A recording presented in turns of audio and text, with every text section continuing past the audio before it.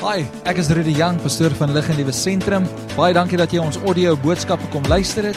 Mag die Here jou ryklik seën. Geniet dit saam met ons. Ons het verlede week Yuri vir ons die woord bedien en hy het so 'n goeie fondasie gelê van gebed en ons het gekyk hoe groot God is. Verstaan julle hoe groot God is? Hoeveel golfballe, Yuri? Miljoene golfballe. As die aarde so groot was soos 'n golfbal, dan kon daar miljoene golfballe in van die sterre ingepas het. En so kom God in sy woord sê, die sterre word gevorm vanuit sy mond uit. So God is groot, hy's groter as jou omstandighede. Alright, die mense het nie nou gehoor he. God is groter as jou omstandighede.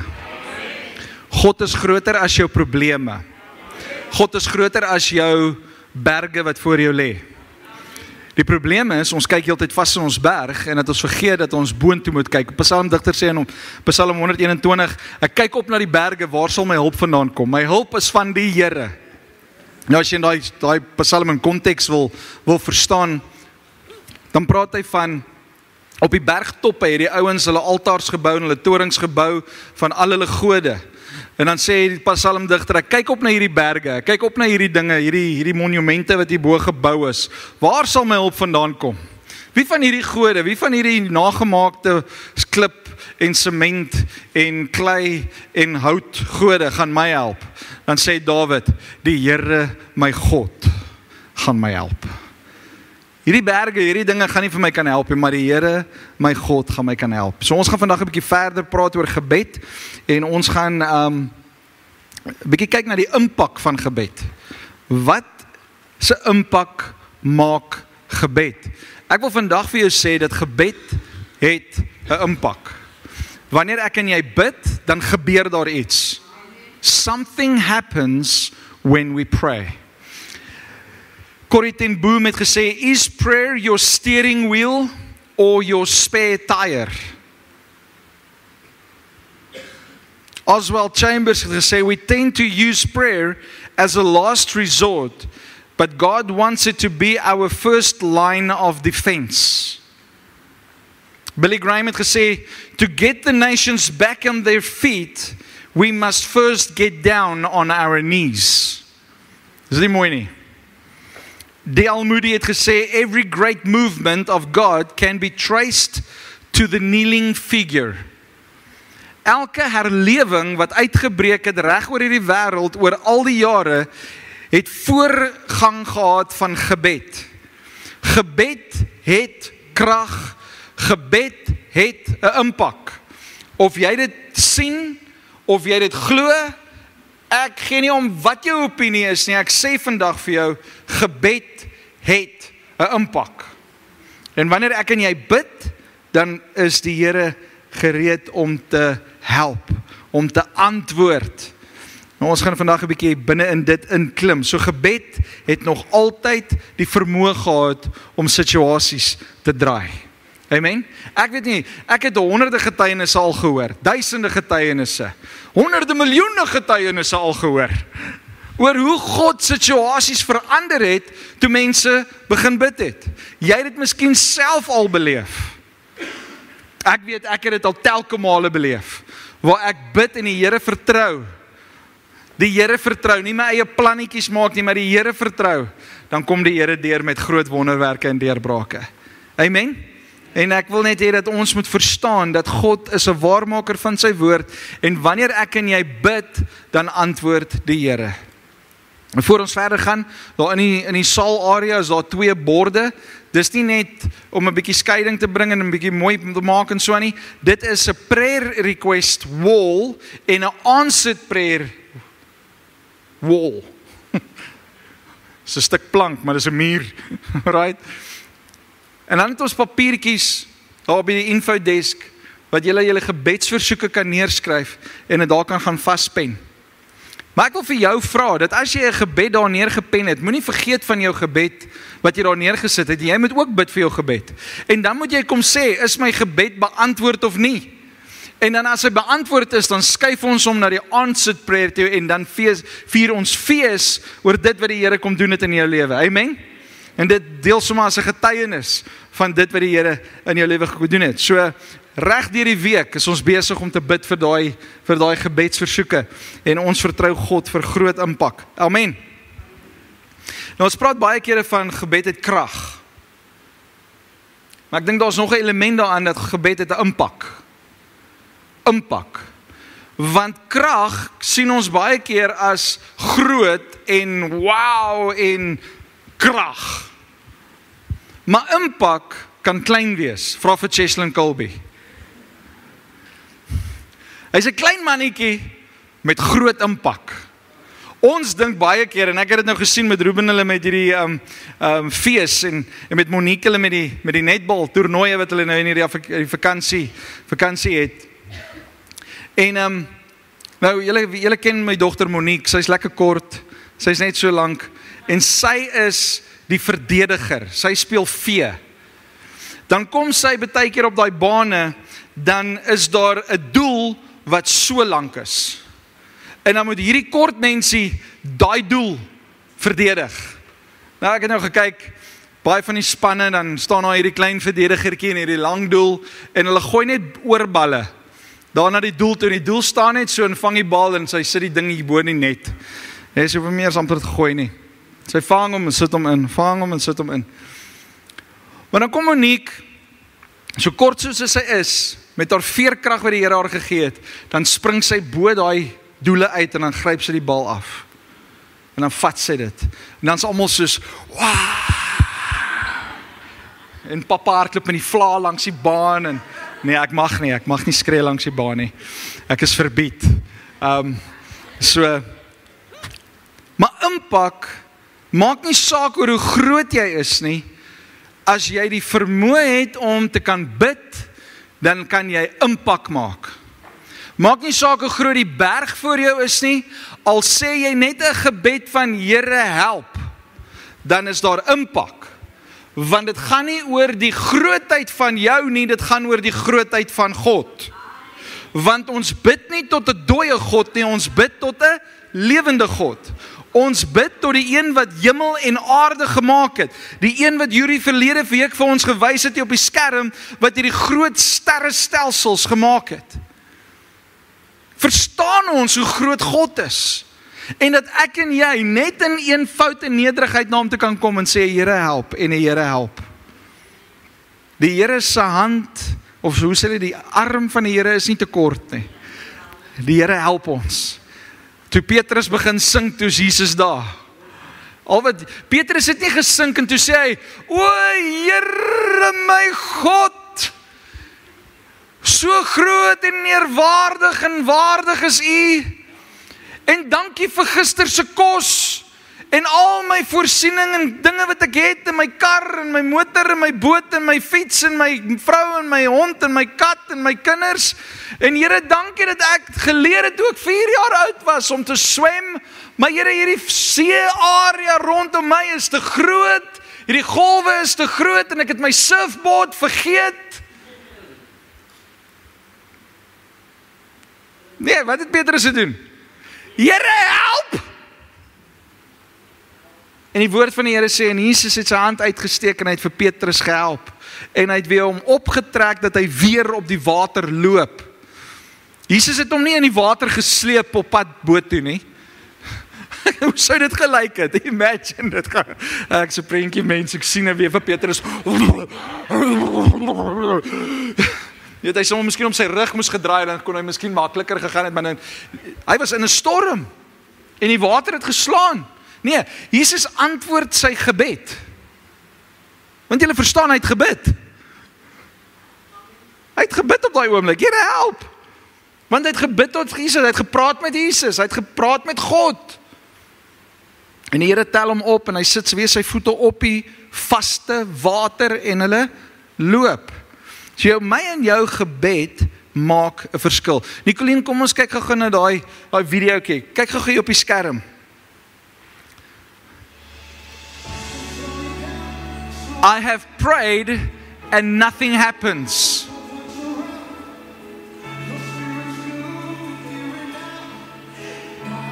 Is dit regtig so? Is daar regtig iets wat jy voor bid wat nie gebeur nie?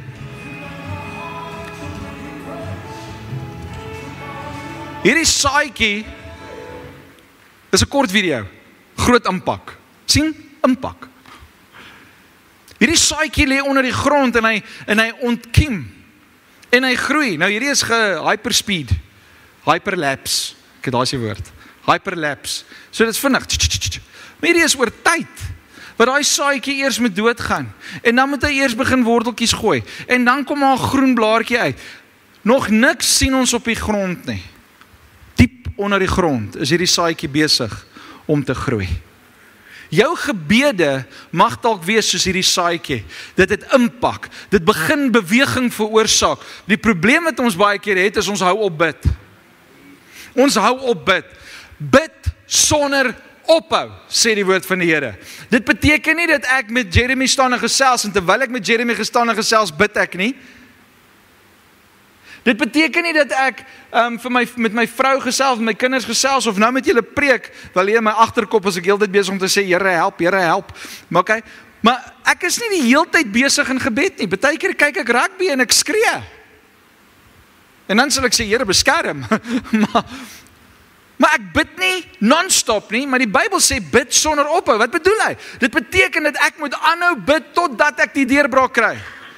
Ek weet van mammas wat vir hulle kinders 25 jaar lank gebid het voordat hulle tot bekering gekom het. Mammas, moenie ophou bid nie. Vroue, moenie ophou bid nie. Ek weet nie, daar's iets spesiaal aan 'n vrou wat bid. Manne, ons moet ook bid. Dit beteken nie ons moet nou slap lê nie. Ons moet ook bid. Daar's iets anders wat gebeur as ons bid. Maar as 'n mamma bid, ek dink daai duiwel is, julle, as hulle net van mamma kan kry om op te hou bid. Baie van wat in ons samelewing gebeur, is as gevolg van 'n biddende vrou. Nou stuur ek 'n bietjie hierso, manne. Ek wil vir julle sê, ons moet begin bid. Manne, jy moet in jou huis begin bid. Jy moet vir jou kinders begin bid. Die lekkerste gebede wat ek al ooit vir my huis gebid het, is as my kinders slaap. Dan gaan ek in hulle kamer in, terwyl hulle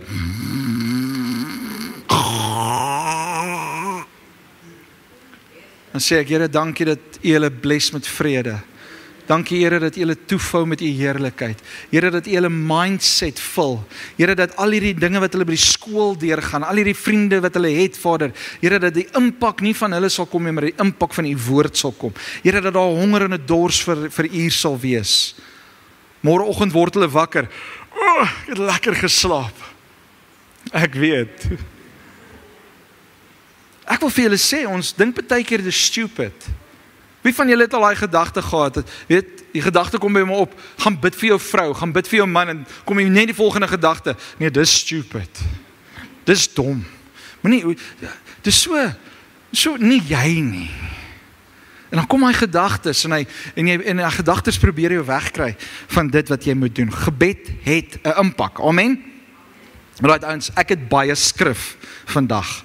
Nou as jy die YouVersion Bible app het, wil ek jy moet daar oopmaak, gaan na die 3 streepies toe, klik op hom, gaan na events toe, search Lig en Lewe Sentrum, en die preeknotas is daar so, want ons gaan nou baie blaai. As jy jou Bybel hier so het, well done, prys die Here, maar lek net jou vinger nat, want ons gaan baie blaai. Right, Filippense 4 vers 4, ons gaan daar so begin. Filippense 4 vers 4. As jy met sê, prys die Here. Alright, prys die Here. Kom ons gaan aan. Filippense 4 vers 4 sê, always be full of joy in the Lord. I say it again, rejoice. Ek dink baie keer moet ons voor die spieël gaan staan en vir onsself sê, jy moet begin lag. En dan begin jy vir jouself gesigte trek. En dan begin jy lag. Het julle geweet, lag is aansteeklik?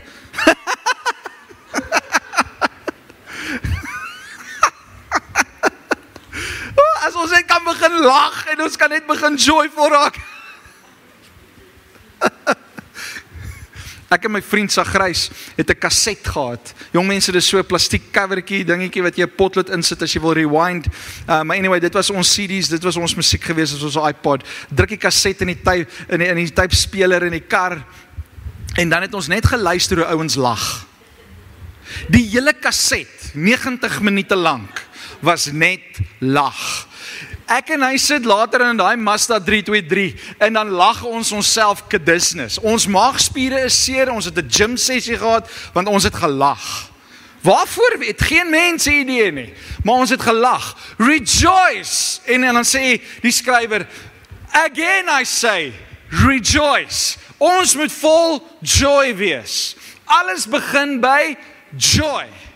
Ons moet onsself volmaak met God se vreugde. Let everyone see that you are considerate in all you do. Remember, the Lord is coming soon. Maranatha, Jesus kom weer. Glo jy dit? Oh, snap. Glo jy dit? Glo jy dat Jesus terugkom? Woe! Ons koning kom ons haal. Is jy reg? Is jy reg? Is jy verwagtend vir dit wat Jesus gaan doen? Hy gaan terugkom, die Here sê hy gaan terugkom op die wolk.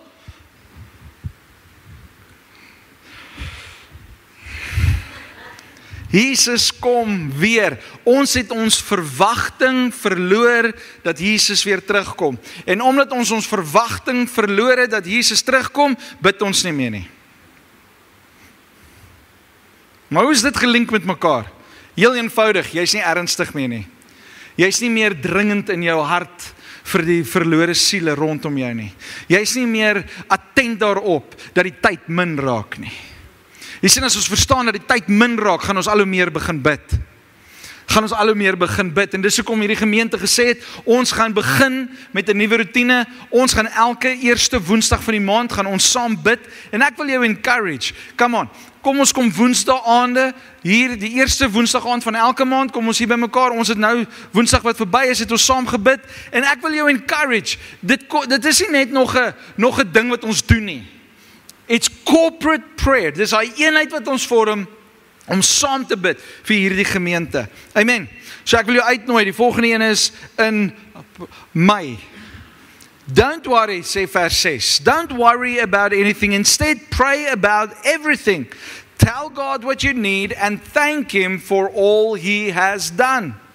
Then you will experience God's peace, which exceeds anything we can understand. His peace will guard your hearts and minds as you live in Christ Jesus. And now, dear brothers and sisters, one final thing.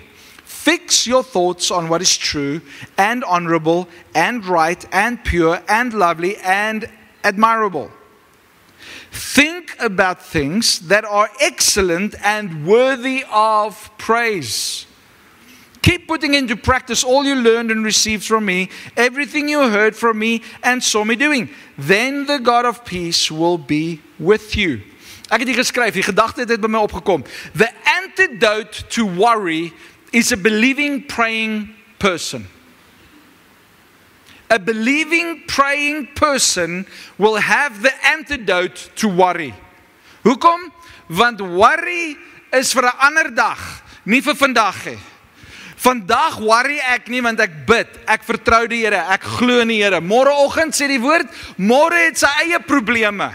Dan kom ek môre en dan kom worry na my toe en sê hy, hey, gaan ons saam worry? Dan sê ek, nee, ons gaan nie, dankie Here vir hierdie nuwe dag, for this is the day that the Lord has made. I will rejoice and be glad in it.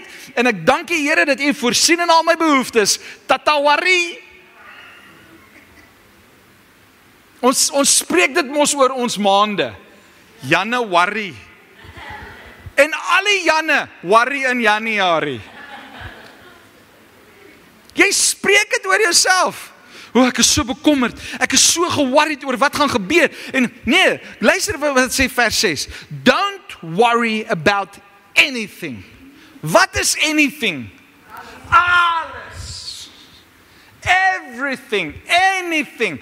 Enige ding wat oor jou tafel kom, don't worry about it. Instead, pray about everything. Die probleem is, daar's te veel kinders van God wat worry en angstig is en al hierdie dinge beleef, en ek kan vir jou sê, hoekom? Jy bid nie. Jy bid nie. Jy moet jou gebedslewe in plek kry, sodat jy kan hoor dit wat die Here vir jou sê. Want soos wat ons bid, so bou het en stig dit ons geesmens. En as ons geesmens sterker word en groter word en meer oomf het, en meer kos kry, dan staan hy bo die siel en die liggaam. En dan sê die gees vir die liggaam, hou op worry. Hy sê vir die sielste mensie, dit wat ons weet, ons emosies, ons wil en ons intellek. Dan sê hy, jy wil nie meer worry nie. Jy wil God vertrou. En dan sê jou siel vir jou lippe om te sê, praat dit nou. Ek vertrou op God. En dan sê die woord van die Here in Romeine, dit wat ons praat, wat gaan ons hoor, en ons gehoor bou weer ons geloof. Dit wat hy sê, Romeine 8. Geloof kom deur die gehoor. Wat hoor jy? En gehoor kom deur die woord. Wat lees jy? Wat praat jy? So geloof in werking, wanneer ons bid in geloof, dan kom die Here en hy vat ons geloof en hy bring dit tot manifestasie.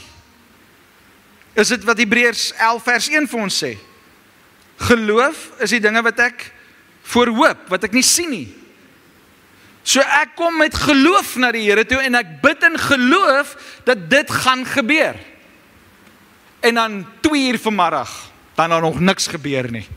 Want daai saadjie is nog besig om te ontkiem en ons sien niks bo op die grond nie. En dan begin worry weer aan ons deur klop. Angstigheid begin weer aan ons deur klop. Probleme begin weer aan ons deur klop. Jou landlord begin weer aan jou deur klop. Nee, ons worry nie meer nie. Hoekom? Instead we are praying. Gebruik liewer jou energie om te worry, om te bid. Daai selfde energie wat jy daar in worry insit, daai sweet wat jy sweet, sit dit liewer in jou gebed en bid ernstig, dat jy later sweet in gebed. Dit baie meer effektief as wat jy worry en sweet. Amen. Sê vir jy langs jou, hoop worry. Gebed veroorsaak 'n paar dinge. Gebed en geloof gaan hand aan hand. Dit bring ons vir ons vrede, selfs al kan ons dit nie altyd verstaan nie. Wie van julle het al gebid en dan is net hierdie vrede oor jou? Jy staan in die middel van die storm, maar jy het net hierdie vrede en jy verstaan nie regtig wat aangaan nie. Dis plain simpel en eenvoudig. Wanneer ek en jy bid, dan luister die Here. Hy luister na ons. Hy hoor ons en hy beantwoord ons. Die Here antwoord altyd. Altyd. Hy sê baie keer ja, hy sê baie keer nee, en hy sê soms wag. Maar hy antwoord. Nou gaan nou dit vir julle 'n bietjie uit die woord uitwys. Ons gebedslewe het vertroue en geloof nodig. Amen. Alright, kom ons kyk gou na hierdie skrif en ek wil hierdie skrif wil ek 'n bietjie oopbreek en verder vat. Jakobus 5 vers 16, James 5 verse 16. Hy sê in die eerste plek begin hy, confess your sins to each other and pray for each other so that you may be healed. The earnest prayer of a righteous person has great power and produces wonderful results. Het julle gehoor wat ek gelees het? Alright, luister mooi. Die eerste plek, confess your sins. Confess your sins, bely julle sonde. Sonde breek die vrymoedigheid in ons lewe om met God te kan praat. Want jy voel skaam en teruggetrokke en jy voel jy's nie waardig genoeg nie en jy voel, what's the use of praying because I'm a sinful man. Okay? Hierdie woord sê dat ek met my sonde bely en dan moet daar iemand saam met my bid en dan sal ek genesing kry. God wil genesing bring in ons lewe, maar ons confess nie meer ons sondes nie. Ons bely nie meer die dinge wat ons doen wat verkeerd is nie. En so kan daar nie genesing kom vir baie van ons nie. Vrymaking kom nie. En die Here wil hê dat ons moet vry wees. Die Here wil hê dat ons moet vrymoedigheid hê om na ons Vader toe te gaan. Kom ons wees gou eerlik. En jou pa vir jou gesê het, moenie met my golfstokke speel nie.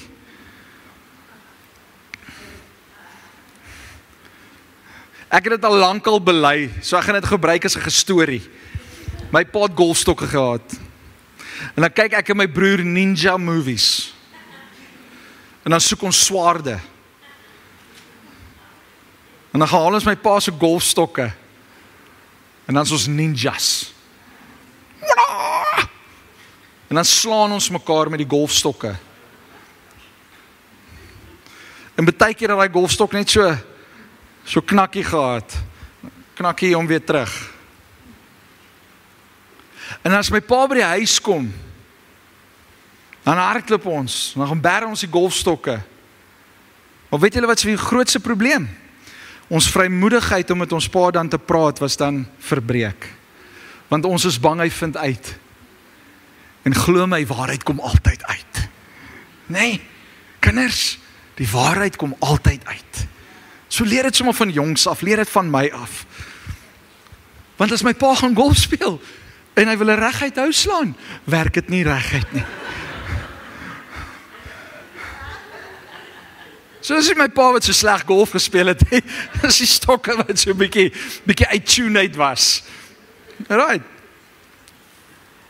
Maar dit breek vrymoedigheid, en net so kom ons in ons geestelike lewe, en ons vul ons lewe met sonde, ons doen goeders wat ons nie behoort te doen nie, en dit verbreek die vrymoedigheid wat ons het, om na die Here toe te gaan. So ek wil jou aanmoedig vandag, bely jou sonde. Bely jou sonde. Bely jou sonde. Laat iemand vir jou bid, en laat daar genesing kom in jou lewe. Hoekom? Sodat jou gebedslewe vry kan wees. Sodat jou gebedslewe weer 'n impak kan maak in die wêreld rondom jou. Luister mooi wat sê Micha 3 vers 4, en ek gaan nou 'n bietjie ernstig met ons gesels. Micha 3 vers 4 sê, then you beg the Lord, en nou is 'n paar, as jy nou hoofstuk vers 1 tot 3 gaan lees, dan praat hy oor hoe baie evil goeders die Israeliete gedoen het, en hoe sleg hulle was, en so, en dan begin hy by vers 4, en sê, then, jy doen al hierdie goeders, en die probleme kom, en so aan, dan sê hy, then you beg the Lord for help in times of trouble. Do you really expect him to answer? After all the evil you have done, he won't even look at you.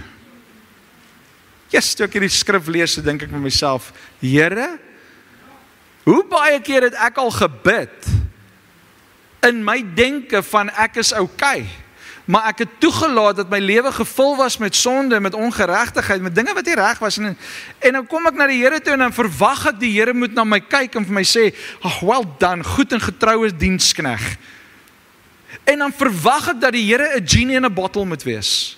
Ek wil vandag vir jou sê, God is nie 'n genie in 'n bottle, wat jy die botteltjie kan vryf, en na God toe kan kom en sê, vryf jou mooi skoon, ek het my Bybel gevat, en Here, kyk hoe mooi is ek lees jou Bybel. Ek soek dit, en ek soek dat, en ek vra dit, en ek vra dat. Ek wil vandag vir jou sê, as jy gaan toelaat, en dat jy in 'n sondige natuur, sondige lewe gaan leef, hoor die Here nie jou gebede nie, volgens Micha. Daar's een gebed wat die Here wel sal hoor uit jou mond uit. Here, red my. Daarop sal die Here reageer. Hy sal jou red, hy sal jou skoonmaak. Hoekom? Want die woord van die Here sê, hy is getrou en regverdig om ons van al ons sondes te vergewe, wanneer ons dit van hom vra. Die Here is getrou en regverdig om ons van al ons sondes te vergewe. Luister wat sê 1 Petrus 3 vers 7. In the same way, you husbands must give honor to your wives. Treat your wife with understanding as you live together. She may be weaker than you are, but she is your equal partner in God's gift of new life. Treat her as you should, so your prayers will not be hindered. Mic drop. Manne, vroue, in jou huwelik kom die vyand in, en hy probeer die eenheid in jou huwelik versteur. En wanneer hy dit reg kry, en jy en jou vrou beklei soos honde en katte, dan sê hierdie skrif vir my, dat ons gebede word verhinder. As jy krag wil sien agter jou gebede, maak seker jy en jou vrou is in eenheid. Maak seker dat jy en jou man is in eenheid. Wat beteken dit? Dit beteken dat ek myself, my pride neerlê, en ek word die minste. Dit beteken nie die vrou gaan nou die minste wees, want die Bybel sê sy is die minste nie. Nee, ons albei gaan die minste word en Jesus moet meer word in ons huwelik. Dink gou 'n bietjie daaraan. Die van julle wat in 'n huwelik is. As jy en jou man of jy en jou vrou beklei, en ons hierdie stry en hierdie situasie wat voel hy kan nie opgelos word nie. Jy voel nie eers amper om met haar of met hom te praat nie. Hoeveel nog te meer om saam met hulle te bid. En dan hardloop ons na die Here toe en ons sê vir die Here, genie in the bottle, wat ons wil hê. Al gebed wat die Here dan in toe gaan hoor by jou is, Here help my sodat ek my huwelik kan help. Sodat ek beter kan wees in my huwelik, sodat ek 'n blessing vir my vrou kan wees, sodat ek 'n blessing vir my man kan wees. Ons laat toe dat twis en disunity, en nou vat ek dit 'n bietjie 'n stappie verder. As ons praat van die huwelik in die Bybel, dan kan ons dit deurtrek na die liggaam van Christus toe. As daar disunity in die liggaam van Christus is, dan verhinder ons gebede. So maak seker dat jy eenheid het met jou broer en met jou suster. En dan wonder ons, hoekom baie dinge in die kerk, in die liggaam van Christus, ek praat oor die wêreld, hoekom ons gebede nie meer krag het nie. Want ons is in disunity. Ons is so uit met mekaar, ons is so vyhandig met mekaar. Hoe kan ons verwag dat die Here ons gebede moet verhoor? En dis hoekom dit belangrik is, hierdie gedeelte begin deur te sê, confess your sins. So Here, ek kom na U en ek confess, ek is jammer. So ek het miskien nodig om na my vrou toe te gaan, of jy het miskien nodig om na jou man toe te gaan, en te sê, my man, my vrou, ek is jammer. Ek is jammer dat ek so gereageer het. Ek is jammer dat ons dit nou so hanteer het. Ek is jammer dat ek hierdie woorde gesê het, ek was verkeerd. Kan ons saam bid en vir die Here vra om ons te vergewe? Dis tyd om klaar te kry met die nitty-gritty dinge van die lewe en net te verwag dat die Here moet antwoord. Nee, hy is Vader en hy gaan vir ons sorg, but we need to get our lives in order. So kom ons kry ons lewens in lyn, sodat al ons gebede effektief kan wees. Amen? Ek het so 'n bietjie gaan lees oor wat beteken hierdie gebeurtenis van as ons gebede verhinder word. Die Barnes kommentaar skryf dit soos volg. Hy sê, it's a spirit of strife, irritability. Wie van julle was al geïrriteerd met jou man of met jou vrou of met jou mens rondom jou? Nee, jy raak geïrriteerd met mense rondom jou. Irritability and unevenness of temper. Harsh, luister mooi na hierdie ene. Harsh looks.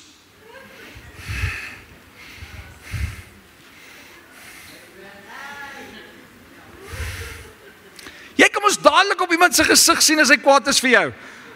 Jy was nou net lovey-dovey, nou sê jy net iets. Hy lippies raak so styf.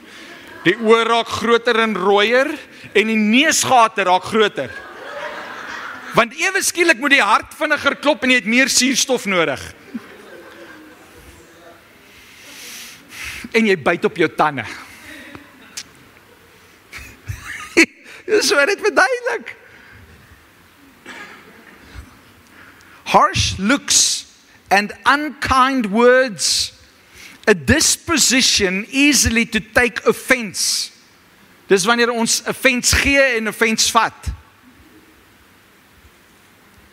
Wanneer jy aspres sarkasties is met iemand. Wanneer jy aspres na iemand toe gaan en vir hom die verkeerde woorde sê. Sodat daar offense kan wees, sodat jy kan seermaak. Dat jy verhinder jou gebede. Wanneer jy iemand vuil uitkyk en jy jou hart uitsorteer en jy verhinder jou gebede. And an unwillingness to forgive. Daar is sommige mense in jou lewe wat jy moet gaan vergewe, sodat al jou gebede beantwoord kan word. Maar ons verhinder ons gebede omdat ons nie meer vergewe nie. Hy sê, unwillingness to forgive, all these things, wat ek nou net gelees het, all these prevent a return of prayers, menende geantwoorde gebede. Acceptable prayer never can be offered in the tempest of passion. wat beteken dat ek kan nie in hierdie ander emosies en in hierdie gevoelens en hierdie haat vorentoe kom. Ek kan nie verwag dat my gebed moet beantwoord word dan nie. My aanvaarbare gebede is sonder hierdie goed. And there can be no doubt that such prayer is often hindered by the inequalities of temper and the bickerings and the strifes that exists in families. Baie van julle wat hier sit, het issues in julle familie. En julle beklei, hoe sê jy dit? There's bickering and strife in families. Want jy het jou opinie gelig en ek hou nie van jou opinie nie en nou het ek 'n ding in my hart. En kort voor lank vorm bitterheid teenoor jou broer en jou suster, fisies en geestelik. En jy bid, maar jou gebede word verhinder. Daar is nie 'n goeie return op jou gebede nie. Ons moet 'n bietjie verder dink as net, kom ons bid gou. We need to get our lives sorted out. Amen? Jakobus 4 vers 2 en 3 sê, you want what you don't have, so you scheme and kill to get it. You are jealous of what others have, but you can't get it. So you fight and wage war to take it away from them. Yet you don't have what you want because you don't ask God for it. And when you ask, you don't get it because your motives are all wrong. You want only what you will give. You only want. Tongue twister. You want only what will give you pleasure. So ek bid vir die goed wat vir my genot gee. Here, gee vir my meer geld. Here, gee vir my baie kos. En dan kom ons met ons motives. Here, gee vir my baie geld sodat ek 'n blessing vir ander kan wees. Maar jou motive hier is eintlik maar net vir jou status. Here, gee vir my oorvloed kos, dat ek in die strate kan ingaan en vir almal kan kos gee, Here. Ons moet tog kyk na die weerlose. Maar my motive is verkeerd, want ek neem selfies en foto's en alles, en ek post dit dat die hele wêreld kan sien hoe amazing ek is. Ek het nie 'n probleem daarmee as jy foto's neem en jy post dit van wat jy die werk wat jy doen en goeders nie, maar wat is die motive? Wat is die motive daar agter? Ek hoop dat ek as ek hierdie ding post op Facebook, dan gaan daai ryk ou in my gemeenskap dit raak sien en hy gaan vir my baie meer geld gee. Dan gaan ek vir my 'n bakkie koop. Want ek moet nou meer kos vervoer. Maar ek gaan koop vir my 'n Ford Raptor.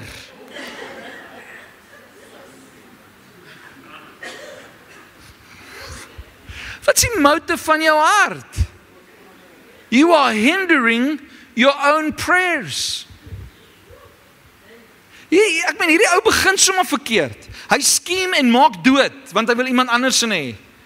Eintlik wat hy net moes gedoen het en gesê, al wat hy moes doen is, yet you don't have what you want because you don't ask God for it.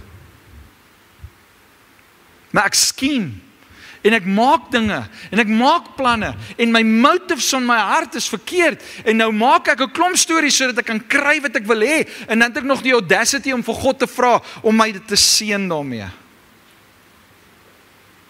As jy regtig iets wil wat jy nodig het, as jy regtig iets wil hê, moenie gaan schemes maak nie.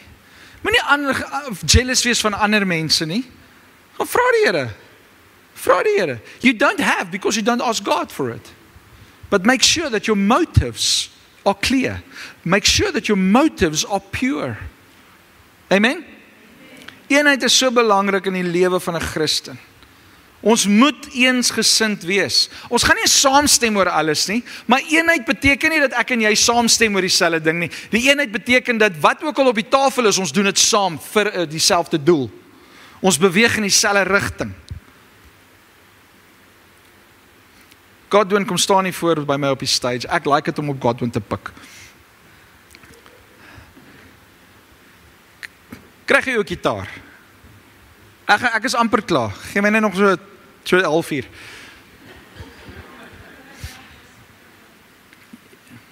Jy kan maar uitgeplak bly.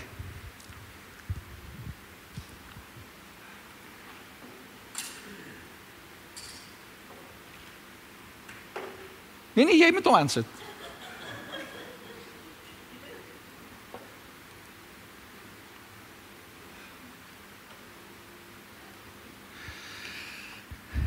Ek is nie begaafd om 'n gitaar te kan speel nie. Maar so kom baie mense volgens hierdie skrif. En hulle wil steel en hulle wil vat. Ek gaan nie hard trek nie, want ek weet gitaar is sensitief. Maar hulle wil vat en hulle wil steel en hulle wil maak sodat hulle dit kan hê. Sodat ons kan nice lyk. Sodat ek kan lyk soos die ou wat die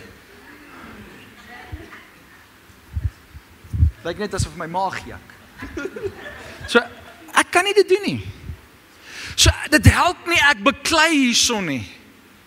Maar wanneer ek agter die dromme gaan sit, ons doen 2 verskillende goed, maar ons vorm eenheid.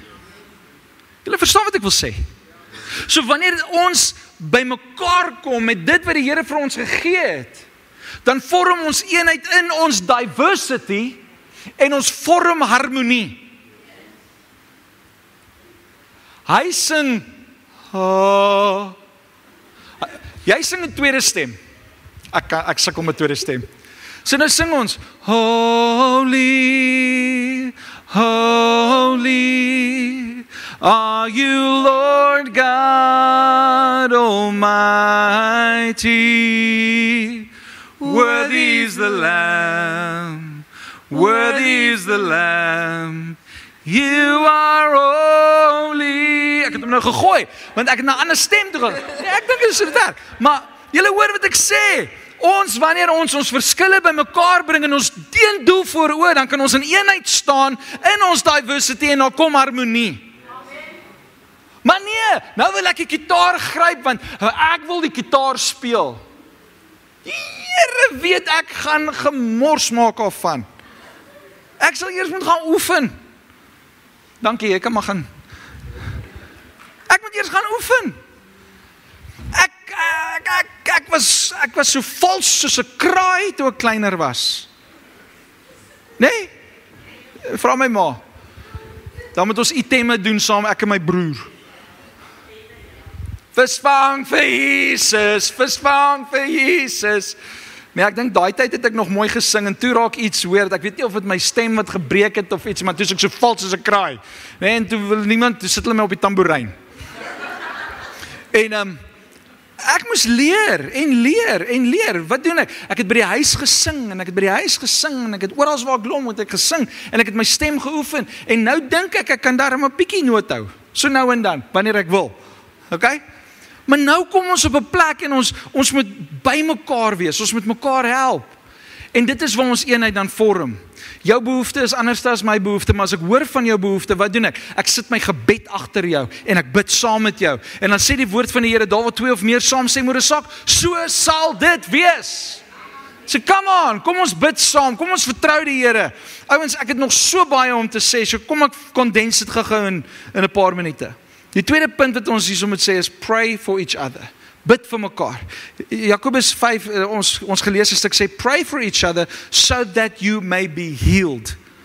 Kom ons bid vir mekaar, sodat daar genesing kan wees. Praat hy net van fisiese genesing? Nee, sodat daar emosionele genesing kan wees. Sodat daar vrymaking kan wees. Want, come on, as jy vyande in jou lewe het, die beste taktiek wat jy het om hierdie bitterheid van jou uit te sorteer is, bid vir jou vyand. Daai persoon wat jy nie like nie, gaan bid met opregtheid voor die Here en sê, Here, ek like nie hierdie ou nie, maar U sê ek moet hom lief hê, so Here, ek het hom lief deur vir hom te bid. Here, seën hom. Môre bid ek en sê ek, Here, ek like hom nog nie, maar U woord sê ek moet hom lief hê. So Here, vandag wil ek sê, seën hom. En so gaan jy aan en jy gaan aan en jy bid elke dag vir jou vyand en kort voor lank gaan jy sê, yes, Here, daai ou is so amazing, hy is so kosbaar in die oë, want jy het hom gemaak, en jy het hom in die beeld geskape, en Here, as ek na hom kyk, sien ek soveel potensiaal, maar Here, die vyand het gekom, te steel, te verwoes en dood te maak, maar Here, ek dank U dat ek vandag vir my vriend kan bid. Dank U dat U sy siel red. Wat gebeur met die bitterheid in jou hart? As hy daai kant van die pad loop, dan klim jy nie op hierdie sypaadjie in soos ewe skielik window shopping nie. Nee, jy sê maar, hey, Jannie, hoe gaan dit met jou? Wat wil jy? Nee, maar ek wil net hoor hoe gaan dit met jou. Ek het hierdie week so aan jou gedink. Ek het so vir jou gebid. Ek wil net vir jou sê, I've got your back. Baie dankie. En jy gaan aan en doen window shopping. Maar ons dink partykeer dit is so moeilik. Want hier is hierdie ding hier binne in my. Hierdie offense, hierdie bitterheid, hierdie onvergewensgesindheid. Bid vir jou vyande en die Here sal jou vrymaak. Amen. En vir hulle. Ephesians 6 verse 18 sê, pray in the Spirit at all times and on every occasion, stay alert and be persistent. Be persistent.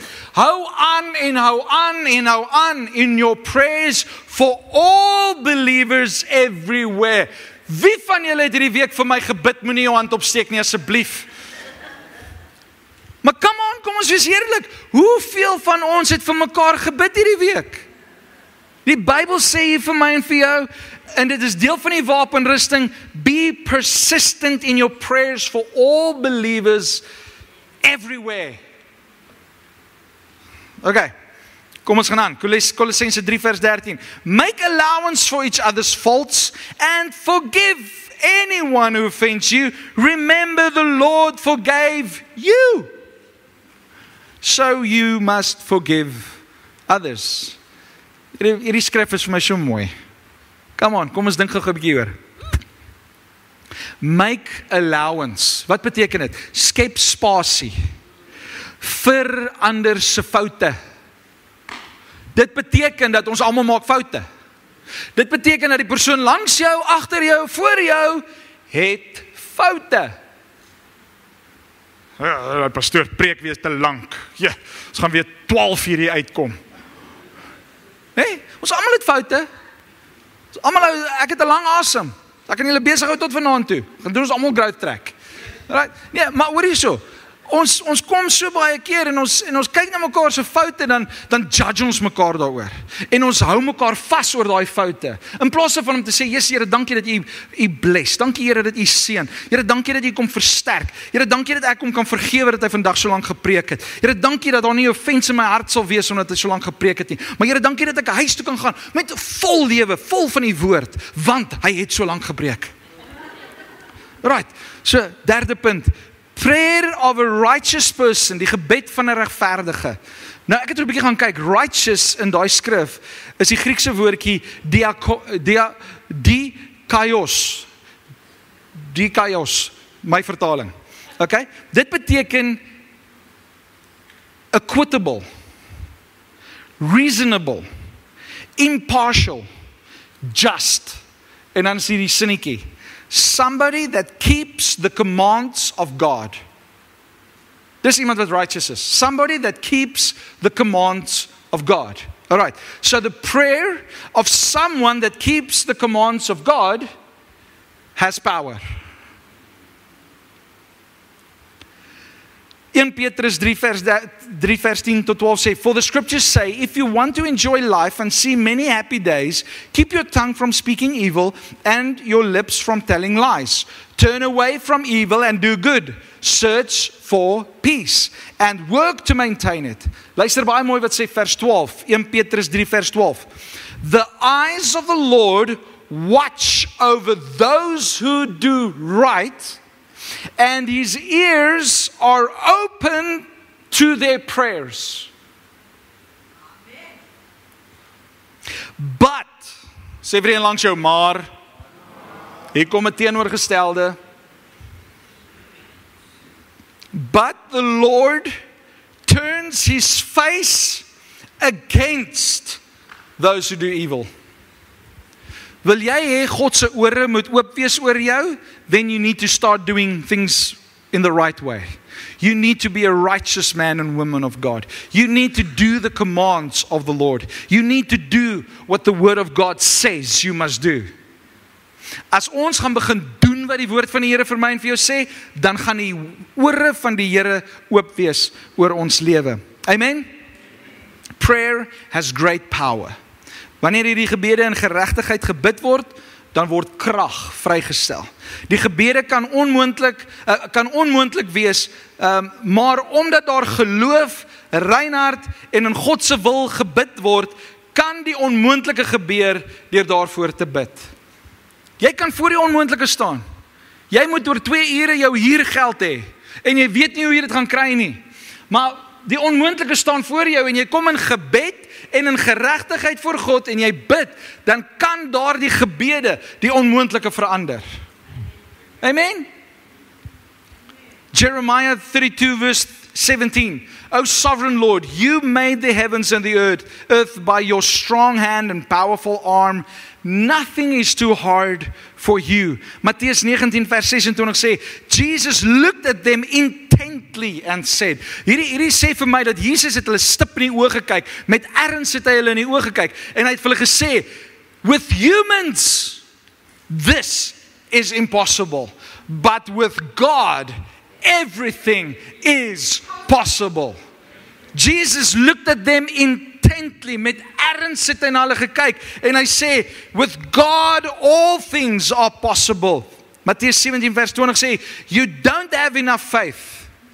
Jesus told them, I tell you the truth. As Jesus die waarheid praat, dan is dit mos die waarheid.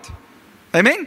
I tell you the truth, if you had faith, even as small as a mustard seed, soos hierdie saadjie wat nou net hier was, a mustard seed, you could say to this mountain, move from here to there, and it would move. Nothing would be impossible for you. Die berg wat voor jou is, daai probleme wat voor jou is, as jy in geloof na die Here toe kom en vir die Here sê, dankie Here, dat hierdie berg hom nou sal so skuif. So berg in die naam van Jesus Christus, beveel ek jou om te skuif. Beweeg van hier na die voete van Jesus, maar my God sal nou 'n weg maak, en ek dankie Here dat U nou 'n weg maak vir ons. Dan sê die woord, nothing would be impossible. Die tweede ding wat hierdie geregtige gebed doen, is it produces wonderful results. Luister baie mooi wat sê hierdie skrif. Hierdie is my fenomenaal en hiermee sluit ek af. James 5 verse 17. Ek lees in die Passion Translation. Hy sê, Elijah was a man with human frailties, just like all of us. Kyk gou na die ou langs jou. Elia was net soos die ou langs jou. Ook 'n mens. Julle almal ken die stories van Elia. Hy het vuur uit die hemel uitgebid. Hy het gebid dat dit moet ophou reën, en dit het opgehou reën vir 3,5 jaar. En toe bid hy weer, ag Here, laat dit weer reën. En toe reën dit. Luister mooi. Elijah was a man with human frailties, just like all of us, but he prayed and received supernatural answers. Ek hou van hoe die Passion Translation het sê. Supernatural answers. Elia was 'n mens net soos ons. Ek en jy kan vir die bonatuurlike bid, en God sal en kan antwoord in die bonatuurlike. Ons is niks anders as Elia nie. Ons het ook 'n verhouding met die Heilige Gees. Ons het ook 'n verhouding met Jesus. Ons het ook 'n verhouding met God die Vader. En wat nog meer amazing is van ons as teenoor Elia, die Heilige Gees woon in ons. Die Heilige Gees was net op Elia, maar die Heilige Gees woon in ons. Think about that one. En dan sê Jesus, the same Spirit that rose Jesus from the dead dwells within us. Dis nie mooi woorde nie. That the same Spirit that rose Jesus from the dead dwells within us. Ek wil vandag vir jou uitnooi. Maak jou lewe reg met God. Maak seker dat jy in geregtigheid begin leef, sodat elke gebed wat jy bid nie verhinder sal word nie, maar sodat elke gebed wat jy bid, die ore van God sal ontmoet. En dat die Here vir ons dan ook supernatural antwoorde sal gee. Amen. Kom staan saam met my en dan bid ons saam.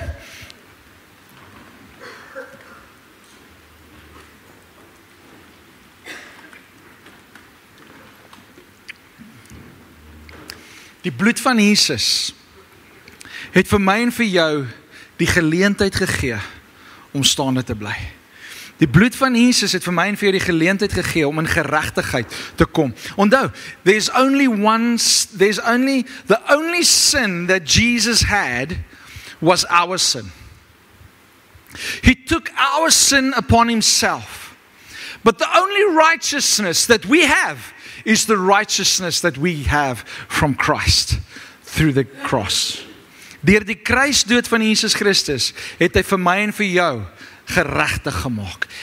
He brought righteousness to us. En ek wil jou uitnooi om hierdie broodjie dan te vandag te vat en te sê, dankie Jesus, dat U my lewe kom genees. Dankie Here dat U my kom heel maak. Dankie dat U my kom vry maak. Dankie dat U my kom maak die man, die vrou wat U wil hê ek moet wees. U is die pottebakker, U is die pottebakker en ek is die klei. En mag die Here ons vandag vorm soos wat hy is, geregtig. So kom ons eet hierdie broodjie saam.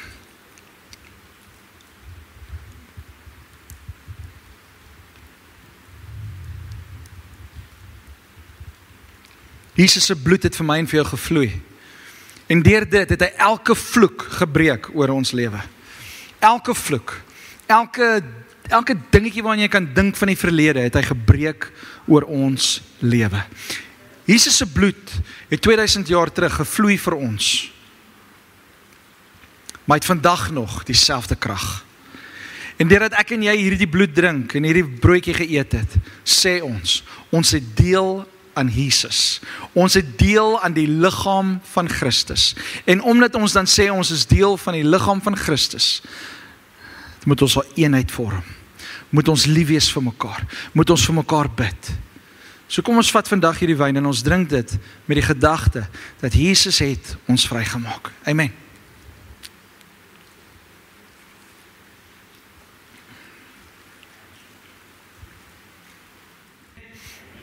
Kom ons bid saam. Here, dis vandag vir ons 'n voorreg om in U teenwoordigheid te staan. Dankie dat U ons kom bless het. Dankie Here dat ons kan in ons worship tyd alreeds die teenwoordigheid van God ervaar. En Vader, so wil ons dan kom en vir U dankie sê dat U ons vergewe van al ons sondes. Dankie Here dat U ons skoon was. Dankie dat ons in geregtigheid kan staan. Dankie Here dat ons na U toe kan kom in geloof en vertroue en kan vra, Here, dat U ons lewe sal kom vul met wie U is. Heilige Gees, kom maak woning in ons binneste. Kom help ons, kom lei ons, kom comfort ons. En ek dank U daarvoor dat die gawes van die Heilige Gees deur ons lewe sal vloei, sodat ander mense 'n ontmoeting met U kan hê, sodat ander mense 'n aanraking van God kan beleef. En ons sê vir U dankie daarvoor. Here, ek bid vir elke man en vrou, seun en dogter wat in hierdie plek is. Ek bid die Heilige Gees dat U hulle kom aanraak, dat U Gees kom refresh, Here, dat U ons sielste mensie sal kom aanraak, dat ons wil, ons emosies, ons intellek in lyn sal wees met U woord, en Here, dat hierdie liggaam van ons in lyn sal kom, en in beweging sal kom, en Here, ons kom teen luiheid en moegheid in die naam van Jesus Christus, ons kom teen daai moedeloosheid in die naam van Jesus Christus, en ek dank U Here vir vrymaking nou, ons loof U daarvoor, en ek dank U daarvoor, ontvang die seën van die Here in jou lewe. May the Lord bless you and protect you. May the Lord smile on you and be gracious to you. May the Lord show you His favor and give you His peace. Dankie Here dat ons vandag kan bid en kan weet dat ons gebede by U ore uitkom. Dankie Here dat ons ook kan vra dat ons gebede beantwoord sal word soos U Elia beantwoord het. Here, that Lord, that we will have supernatural answers. In Jesus naam, dat hierdie week 'n week van lig en lewe sal wees, waar ons ook al beweeg. Dank ons U daarvoor. Baie dankie dat jy ons audio boodskap geluister het. Mag die Here jou ryklik seën. Besoek gerus ons webwerf by www.ligenlewe.com.